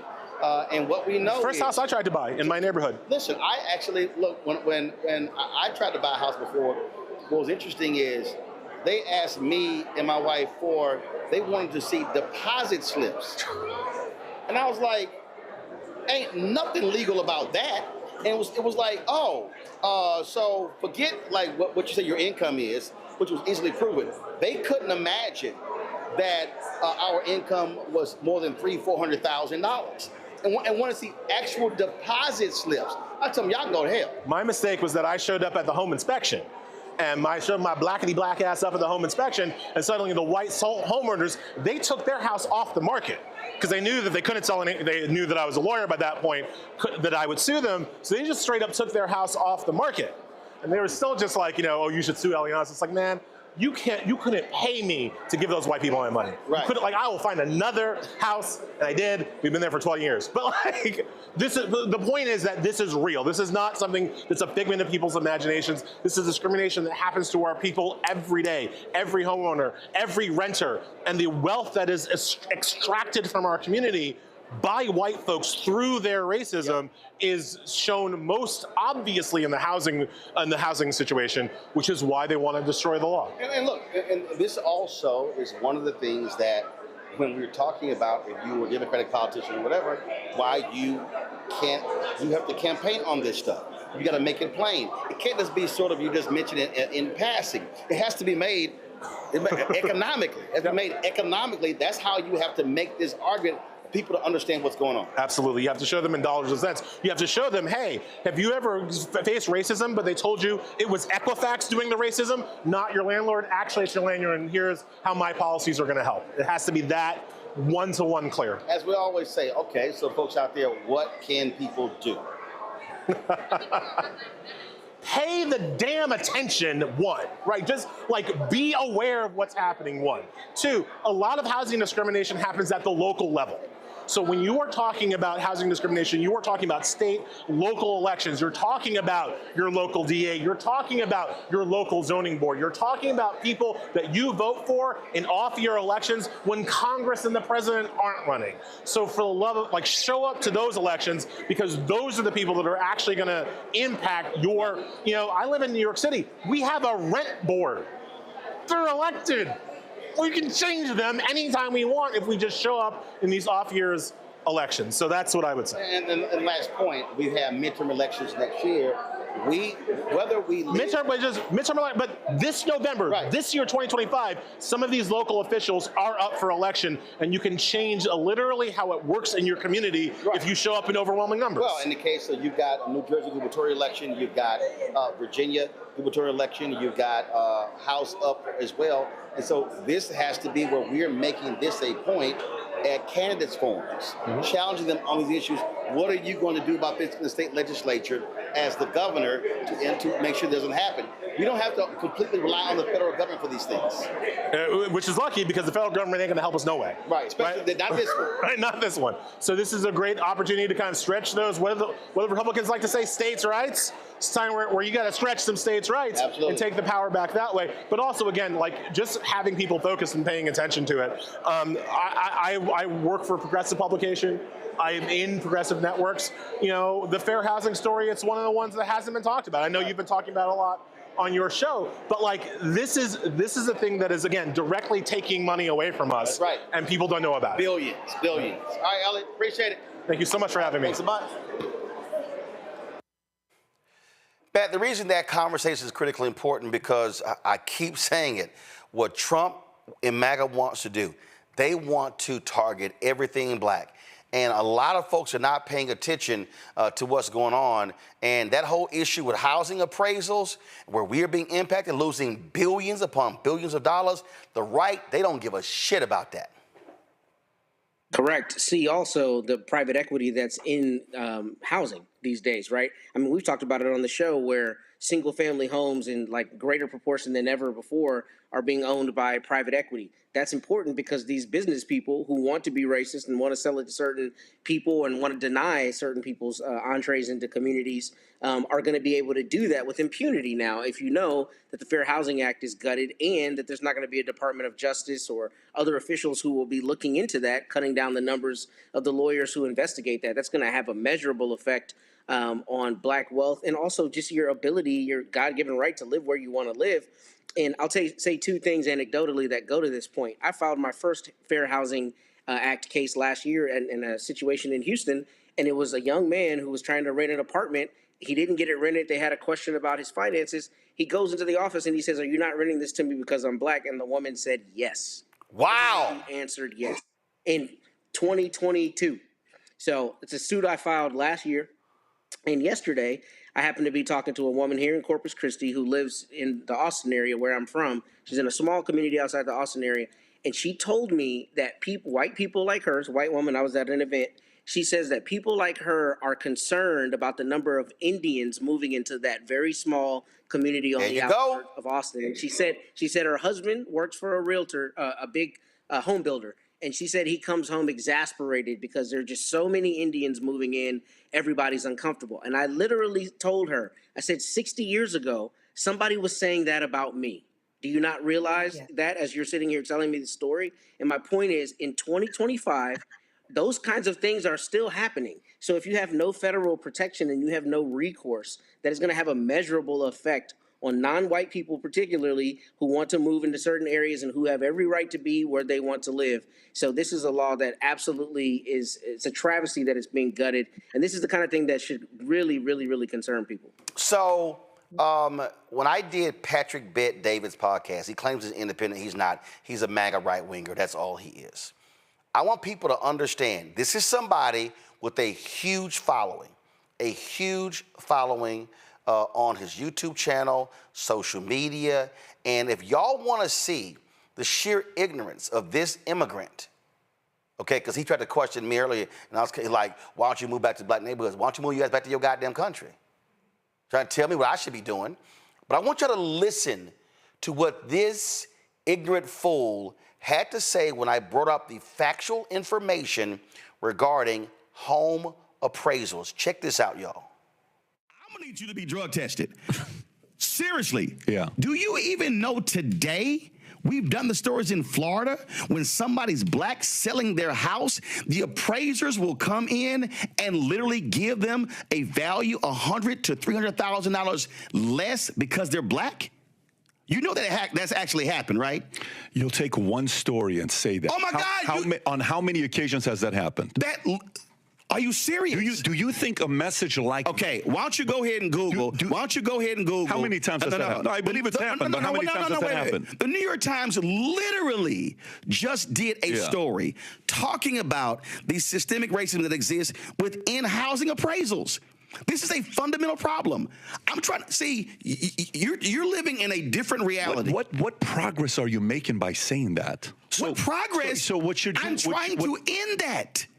Okay. Do you know how inherent? Okay, hold on. You said you're Middle Eastern, right? You're trying to. Hold on. You said you're Middle Eastern, right? I am. Yes. How would you feel? How would you feel? Yes. If you're selling your home, you've got a home that you know, right? And you put upgrades in it, and you know your home is worth $500,000. Yeah. And somebody comes into your home, and they see your photos, right? And they see your family, and then they go back and they go $350,000. You go, what the hell? So you tell that story. Wait, one second. To get people to be convinced that that's happening. It's actually out of 1,000 appraisals. Oh my God. Out of 1,000 appraisals, how many times does that happen? Out of 1,000 appraisals, how many times does that happen? You want to pull that up? You want him to pull that up? That's your world, though. Out of 1,000 appraisals, how many times does that happen? Let's just say it happens. It is a significant issue in America. Oh my God! And wait, one second. And then when the woman, a black person should not have to remove their photos from the wall and remove black art and remove black books to have a white appraiser then come in and go, oh, it's actually $550. One second, because I'm gonna show you how it impacts generationally. Here we go. So when you follow me here, because this is housing in America.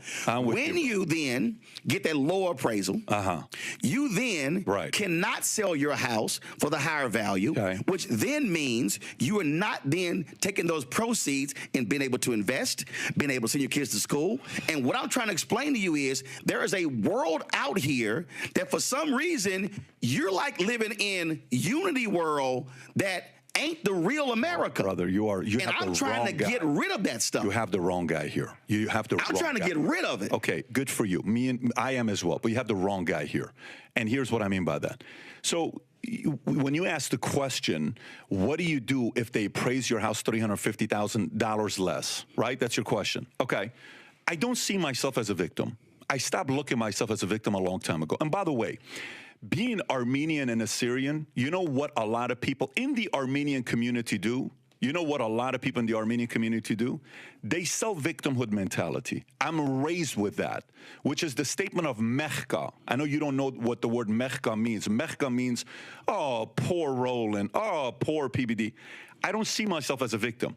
And the other part is when you use one story as an example to divide and get people even angrier because out of 1,000 appraisals this happened one time, I don't think you're unifying when you say a statement like that to say, hey, this is what's taking place all the time. But going back to it, so you left because you wanted better economic situation for yourself. Listen to what you just said. Again, I'm having a hard time listening to what you just said when you're saying it's so fundamentally flawed because when you say, "Oh my God," you see yourself as a victim. You do.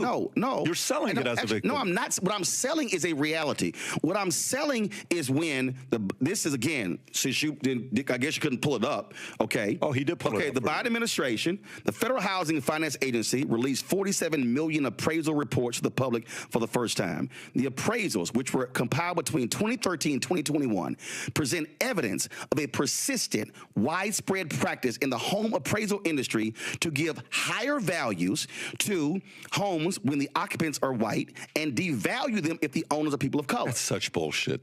That's such bullshit. You know why? Hold up. Let me tell you why that's such bullshit. They actually took the reports and showed the data, and now you call it bullshit. Of course I call it bullshit. So wait a minute. So you asked for the data and the facts. No. And now you give your opinion first of all, because you don't like the facts. Bro. Come on, man. You run a company? Yes, I do. Okay, so when you run a company, how much shit can I find in the OPEX? How much? In the what? With OPEX. When I go into my balance sheet and I look at my expenses, my monthly expenses, what I'm paying for, rent, employees, benefits, workers' comp, I can give a number and say, we lost $280,000 this year. And it's like, oh my God, we lost $280,000. And then I open up the balance sheet and then boom. I'll see you're moving your face like you don't know what I'm talking about. First of all, when I see a data like this, tell me the whole story. To jump to conclusion with something like this without seeing the entire story is ludicrous to make a comment like that. But analyzing the millions of appraisals by using census tracts as a proxy for neighborhoods and comparing communities with nearly identical housing stock, two researchers found that the results showed a clear correlation. The higher the proportion of white residents in each community, the higher the appraised value of individual homes. They compared similar data. See, again, you want to reject the facts. And what I'm trying to explain to you is I am refusing to constantly have people give data without me having access to the entire thing for their own benefit to divide So what you're saying is, in order for you need access to the 47 million home appraisals. I'd love to see yourself. I would love to see it. Okay, guess what? It's a federal agency. File a FOIA. I'd love to see it. File a FOIA. But here's file a what? A FOIA. Okay, so I'd love to see it. You know why? Here's the part. How often do you see data being used and we don't know the whole story? Both sides. How often? But first of all, we see data out there, but what I'm saying, I'm looking at data, actual data, and I'm also looking at a reality. And here's what I'm saying to you. And again, this is what you, for some reason, you're not fully accepting. What is the most consistent way Americans have been able to actually build wealth? It has been through housing. That's been historical. And when you are black in America, this is not an opinion, this is not a perspective, it's a fact. What we have seen is when you have been unable to enter the housing industry, meaning covenants saying you can't sell to black people, then when you actually buy a home and they've been grossly undervalued, that then limits you from being able to sell your home at a higher value and now take the profits and then create a business and then be able to send your kids to college. And what I'm saying to you is when that has been persistent, when you look at the appraisals, one, when you look at inability where you're buying a house, two, all of a sudden now you see a clear way how African Americans have been impacted, not historically, but still in present day. And what I'm saying to you is, whether you are Democrat or Republican, I want that to change. Hello, I'm Isaac. Right there. Drew, he could. I want to see the 47 million appraisals. This is what they do. So when you have the facts, then it's something else. A white man like Patrick Bet David, oh my God, you're being a victim. I'm being a victim because I'm stating fact. This is what these Republicans do. This is what these Republicans who are immigrants, who's Armenian, Syrian, or whatever the hell. The reality is Patrick Bet David gets to come to the United States and live like a white man. He gets to be seen as a white man. He doesn't have to take down his photos, but guess what? If you got black art, and you got black books, and you got black DVDs, and you got black family portraits, you gotta hide your shit because these white appraisers are taking you down.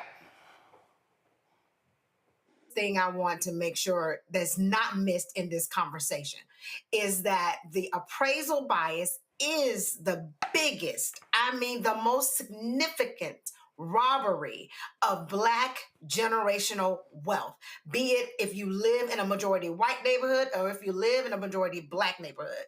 Not only is the appraisal happens, when you talk about what systemic racism is, when you talk about how it impacts our families generationally, if I am not in a community that is appraised appropriately, which means that means opportunities, that means access to healthcare, that means access to great schools, which means access to networking opportunities. Those are the things that impact us tremendously. And if we do not continue to shine a light, I'm going to go back to this. This is how systemic racism works. This is happening quietly. This is happening through memos. This is happening through backroom decisions. This is happening in the fine print. So that when we go out, if my husband and I decide to sell our home, right, we're going to have to take down this Obama photo. We're going to have to take down all of my AKA information. We're going to have to take down all of our Black books and our Black art from all of our travels, paint our house to be very plain Jane, just so that we can get what our neighbors would get for our home. And that is not fair, but it is life. And you know what? Sometimes you just have to state the fact and keep on walking, because arguing or going back and forth with someone like that, they don't get it because they don't want to get it. No. But see, here's why that was important, Michael, because my deal is I'm going to check you on your show. And guess what? All your followers, they gonna have to listen to that conversation, and I dare they Google it. When I click the comment section of our video here, this sister here, she actually posted this comment. She said, Black realtor here, racism and appraisals is a huge issue. When listing homes, I strongly encourage my African-American sellers to remove all traces of themselves. Once I explain why, they understand. My job is to get them the most money possible, not tiptoe around their feelings. This guy's being willfully obtuse. And that's all this was. He did, you're just using one example out of 1,000. And then when you bring the data up, oh, I don't believe it. I want to see it for myself. Oh, data can be manipulated. Man, get the hell out of here. Well, he didn't know that you were coming with the facts. That's what it is. And that's why he had a guy sitting there who was pulling stuff up on the monitor. And I said, oh, you can't pull this one up. I literally told him the article, all they had to type in Google was New York Times, housing appraisals and racism. But it was like, oh, he just couldn't find it. So I was like, yeah, I can find it on my own phone. I'm going to read it to you. Absolutely. New York Times, widespread racial bias found in home appraisals. Easy to find, November 2nd, 2022. And this, what you said is so important. The Brookings Institute has been doing a lot of good work exposing this because the Brookings Institute has a piece on how racial bias in appraisals affects the devaluation of homes in majority Black neighborhoods. And our homes are devalued by approximately $162 billion. Okay, so that impacts generational wealth. That decreases our ability to pass on generational wealth to the next generation. And about 96% of home appraisers are white. Now, the Biden-Harris administration was doing work to combat that. Okay, And one of the things they did was took on racial bias and home appraisals and closed the black-white home misevaluation gap by 40%. Now all that stuff is going to stop. Is going to stop under the Trump administration, because anything dealing with race that they feel discriminates against white people, they're shutting down in the name of attacking DEI, diversity, equity, and inclusion. So I'm glad you showed that. But once again, this shows how policy impacts your economics. And you got a lot of people out here who spoke negatively about Vice President Kamala Harris, said don't vote for them, just focus on building businesses in your community, stupid shit like that. And I'm all for building businesses. I've been doing that, help Black people do that, help them get funding for it. But politics impacts your economics. So this is why this show is so important, because we are under an unprecedented attack that we haven't seen since the Jim Crow era. Well, again, real quick, go ahead. Economics. Politics, that I think if you could say that one more time, because for some of my brothers, politics impacts your economics. Yes. Yeah, politics impacts your economics. Politics is the legal distribution that scales wealth, power, and resources. So you have to understand how all this connects. I've been involved in writing public policy for the city of Detroit. I've helped Black people get grants to start businesses and expand their businesses, things like that. Yeah. Okay. I taught entrepreneurship for 7 years, so I understand. I've managed Black-owned companies that have had government contracts. Well, most of our employees were Black. Yeah. Listen, the bottom line here is real simple. Folk like Patrick Bet-David and these other conservatives, white conservatives, they want to deny what the reality is. That's what they simply do. Folks, another story here. We got the news today that Assata Shakur passed away in Cuba at the age of 78. Of course, many folks have heard the story of her, of course, fleeing to Cuba after being imprisoned here in the United States. You might have seen her name. You've seen her on shirts. You've seen people supporting her over the years. Of course, she was convicted in the killing of a New Jersey state trooper. She was a member of the Black Liberation Army. She was born Joanne Deborah Byron, Queens, New York. Her name became widely known in 1973 after a shootout at the New Jersey Turnpike that left State Trooper Werner Forster and fellow BLA member Zaid Malik Shakur dead. She was wounded in the incident and was arrested and later convicted of murder. In his death in 1979, she escaped from the Clinton Correctional Facility for Women in New Jersey with the help of armed allies. Years later, she has surfaced in Cuba, where Fidel Castro's government granted her political asylum. Her 1987 autobiography offered a personal account of her upbringing, political awakening, imprisonment, and escape. The book went on to become a touchstone for generations of activists. Shakur is survived by her daughter, Kukuya Shakur. Cleo Monago joins us right now. He, of course, has been involved in behavioral health. He's been involved Blacks Men Exchange, a number of different organizations. Joins us right now. And Cleo sent me if y'all have it, go ahead and show it. If you don't, Cleo sent me a photo today of him and Assata Shakur when he was in Cuba. Give me 1 second so I can pull this up. Give me 1 second so I can show y'all what it looked like. So this here is the photo here. So Cleo, tell us about how did you meet her? Well, I was in college and I got an opportunity to do a social political experience in Cuba, and I went there to meet Fidel Castro, who I also met, and Assata Shakur. I wasn't sure I was going to get the opportunity to meet Assata Shakur because of, as you just mentioned, the FBI, her being on the run, et cetera, and in exile, but I got the opportunity to meet her. And as you can see, I was a young chickadee at the time. And I see you got in the photo, was it Malcolm X shirt? Yeah, well, okay. I've been Black for a long time. I got you. Go ahead. Actively Black, as opposed to passively Black. But anyway, I got the chance to, she was across the room.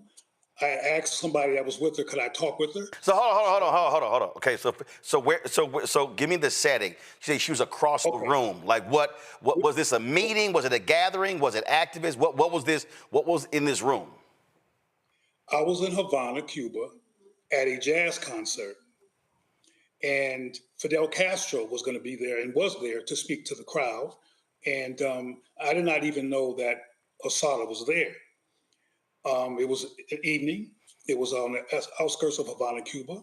And I saw her, recognized her, and I alerted some people that were with her that I wanted to speak with her. She looked at me and she lit up for some reason and she said, sure. And we talked and I was very in awe of her because I know her history. I know why she ran. I know about her experience with the Black Panther Party. I know what kind of climate that this country was in. Black people were being killed left and right by the cops. She was part of the Black Panther movement that came into existence to resist the murder of Black people by cops, police brutality as it's called. And I was just very interested in talking with her, and we connected, we talked. We spent 2 days together.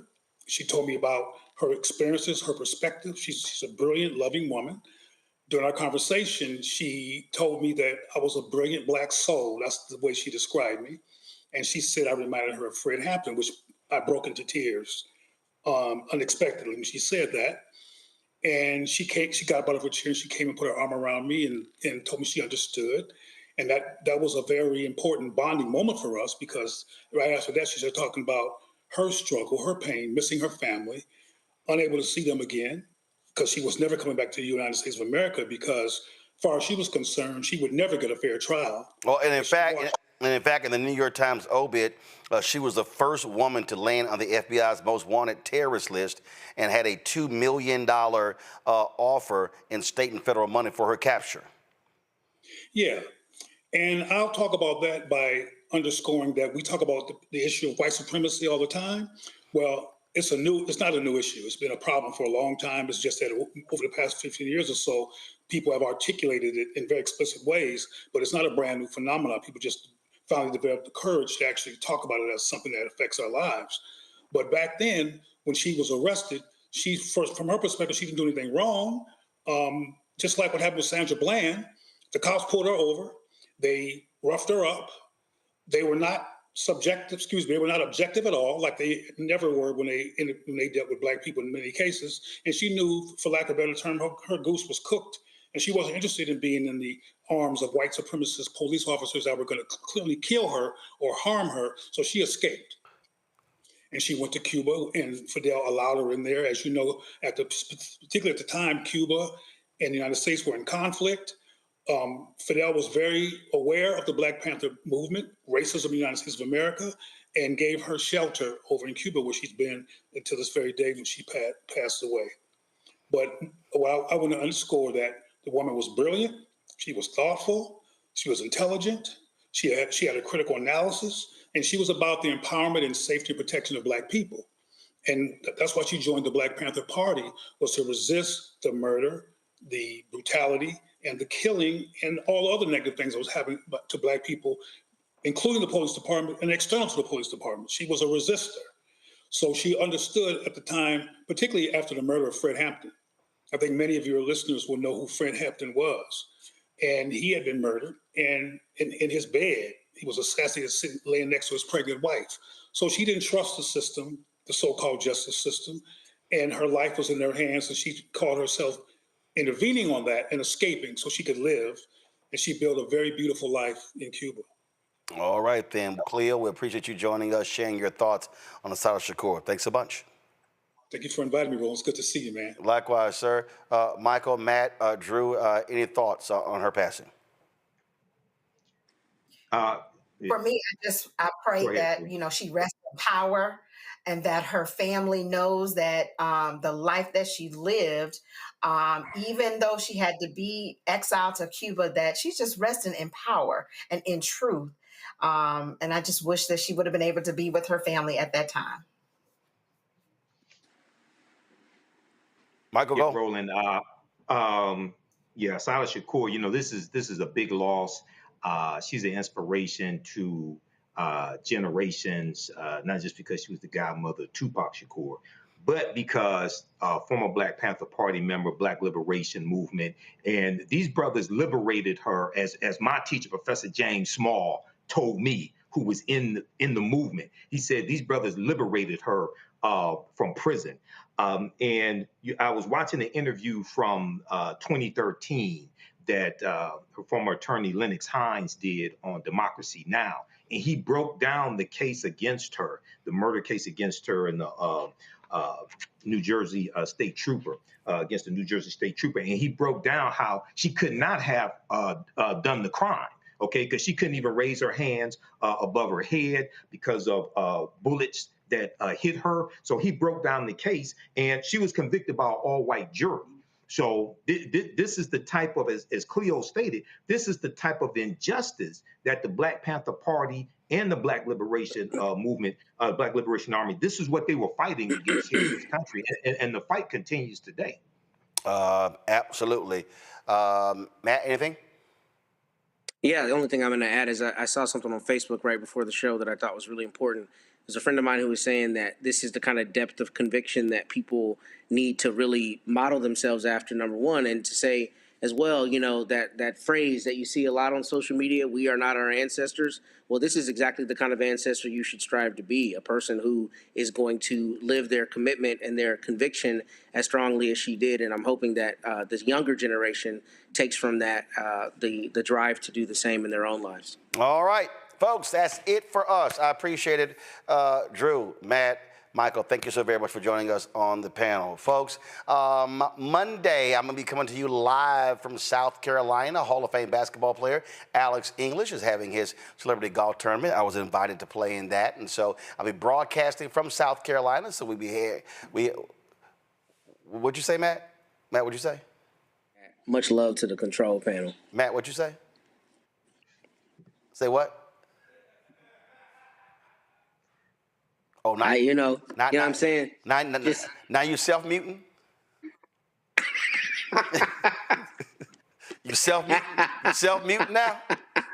Yeah, you are foul, deep in your. I was trying to show love to your staff. Oh, look at you. No, but you over there being demonstrative, so I thought you had something to say. So I'm like, go ahead and say it with your chest. I was telling your staff that I wasn't trying to throw them under the bus, but that I had to let you know that God don't like ugly. So that's all. But I can't trust none of y'all. God don't. I don't trust. No. What happened was I saw you over there being on demonstrative, so I was like, I'll call you. But then they know if I call your name, pull you up. See, so that's what they did. So they were doing their job.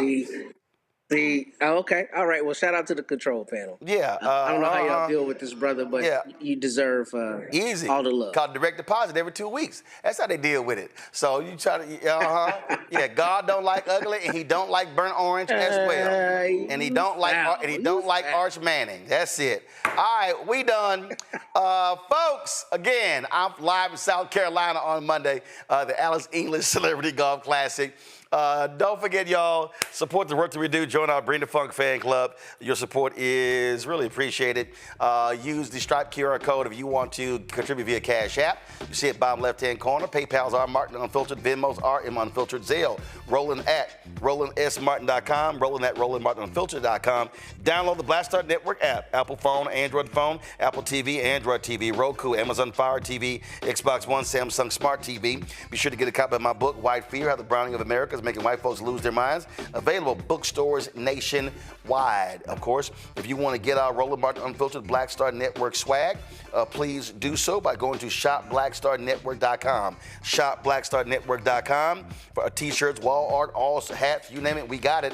Also, if you want to support our black-owned products, you see all of these products to my left. You can see those. You got skin products. You got, you got relishes. You got sauces. You got shirts, crossword puzzles. You got black-owned toilet paper. You got all this sort of stuff right here. So support all of these products, and so you can get it right there. Shopblackstarnetwork.com. Shopblackstarnetwork.com. And also, folks, if you want to be sure to download the app Fanbase. Download the app Fanbase. If you want to invest, go to startengine.com/fanbase. Startengine.com/fanbase. Y'all know how we always end the show on Friday. We show all the folks who've donated. More than 36,000 people have donated to our show since we launched 7 years ago. And so we always show their names every Friday. I'll see y'all on Monday. Holla!